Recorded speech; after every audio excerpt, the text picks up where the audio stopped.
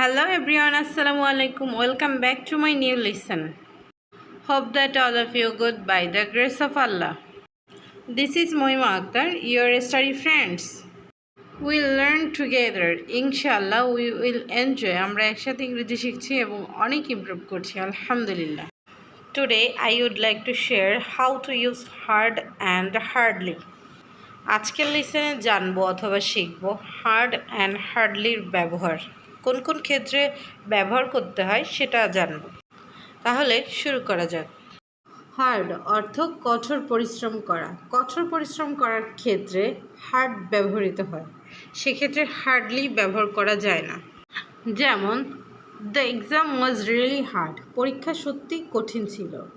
She works hard every day, সে প্রতিদিন কঠোর পরিশ্রম করে। He tried hard to win the game, সে খেলার জেতার জন্য কঠোর চেষ্টা করেছিল। শুধুমাত্র কঠোর পরিশ্রম করার ক্ষেত্রে হার্ড ব্যবহৃত হয়, সেক্ষেত্রে হার্ডলি ব্যবহার করা যাবে না। হার্ডলি অর্থ কদাচিৎ অথবা খুব কম। কদাচিৎ অথবা খুব কম সেই সব ক্ষেত্রে হার্ডলি ব্যবহৃত হয়।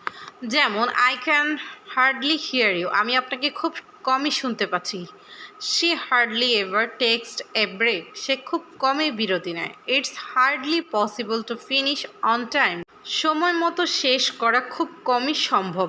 দে hardly spoke to each other, তারা খুব কমই একে অপরের সাথে কথা বলতো। যে সেন্টেন্সে হার্ডলি ব্যবহৃত হয় সেক্ষেত্রে কখনোই নট ব্যবহৃত হয় না, কারণ হার্ডলি নটকে রিপ্লেস করে। যদি কোনো ক্রমে ভুল করে হার্ডলির জায়গায় হার্ড ইউজ করি সেক্ষেত্রে পুরোপুরি অর্থ চেঞ্জ হয়ে যাবে, কারণ হার্ড এবং হার্ডলির দুটো আলাদা ওয়ার্ড এবং অর্থ অনেক আলাদা।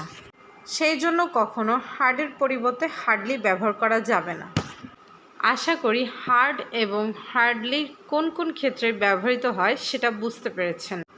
আই হোপ আজকের লেসনটি আপনাদের ভালো লাগবে। যদি ভালো লেগে থাকে অবশ্যই কমেন্ট করে জানাবেন এবং সাবস্ক্রাইব করে পাশে থাকবেন। ধন্যবাদ। Thank you for watching. আল্লাহ হাফেজ।